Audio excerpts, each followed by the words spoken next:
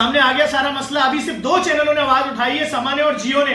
तो के इलेक्ट्रिक इंतजामिया बोली हमें पता ही नहीं शहर में कितने बच्चे मर गए। अभी अभी दफना कर आ रहे हैं बच्चे को, अहमद को, जो नॉर्थ आजाबाद में मरा है। यकीन करें उसकी मैयत को कंधा दिया, ऐसा लग रहा था ताबूत में कोई मैयत ही नहीं है।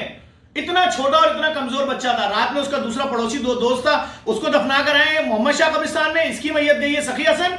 अब बात ये हो रही है कि नेपरा ने ले लिया एक्शन, जो कराची वालों ने शोर किया था। नेपरा ने ये भी बोल दिया है, जियो पे खबर चली है कि जी कराची में लोग मरे, कराची वालों के फोन कॉल्स नहीं उठा रही के इलेक्ट्रिक। इस वक्त भी कराची में जितने लोग मरे हैं, एक अच्छी खबर बता रहा हूं आप सबको, वो सब अपने अपने इलाकों के थाने में जा रहे हैं। के इलेक्ट्रिक के सीईओ के खिलाफ और उनकी इंतजामिया के नाम से एफआईआर कट रही है। आप देख लीजिएगा, जितना पैसा भी के इलेक्ट्रिक खिला ले किसी भी इदारे को, आज ये जोर टूट गया है। वो चैनल जो कल तक खामोश थे, वो चैनल, नेपरा, वो तमाम इदारे जो कल तक के इलेक्ट्रिक के आगे खामोश थे, आज इन बच्चों की मैयतें, जो कराची के 20 बच्चे मरे ना, वो भी तो अपने माओ के बेटे ही थे ना, जो जवान मरे, उनकी मैयतें, उनका खून नाहक रंग ला रहा है। इंशाल्लाह के इलेक्ट्रिक इदारा वापस कराची सिंध गवर्नमेंट के पास आएगा, पाकिस्तान गवर्नमेंट के पास। और ये जितने दहशतगर्द के इलेक्ट्रिक में बैठे हैं, जिन्होंने कत्लेआम मचाया हुआ है, इन सबको सजाए मौत होगी। और मैं फिर अपील करूंगा, जिसका कोई भी मरा है रिश्तेदार, लाजमी एमएलओ कराओ।